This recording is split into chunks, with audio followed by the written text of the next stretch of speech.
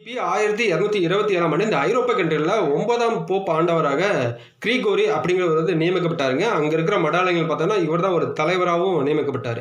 இப்படி இருக்கிற சூழ்நிலையில ஒரு விஷயத்துல ஒரு தீவிரமான ஒரு மூடநம்பிக்கையா இருந்திருக்கிறாருங்க. அது என்னன்னா, இந்த பூனைகள் தான் வந்து சாத்தான்களின் வாகனம் அப்படிங்கிற ஒரு நெனப்புல அவர் இருந்திருக்கிறாரு.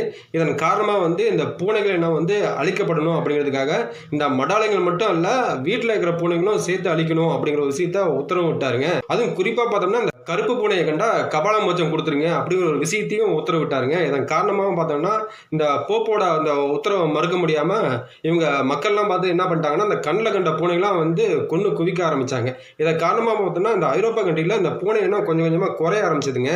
இதனால எலிகளோட இனம் வந்து ரொம்ப இனப்பெருக்கம் அதிகமானதுனால, இந்த எலியினால் பரவக்கூடிய அந்த பிளேக் நோய் வந்து தீவிரமா பரவியது.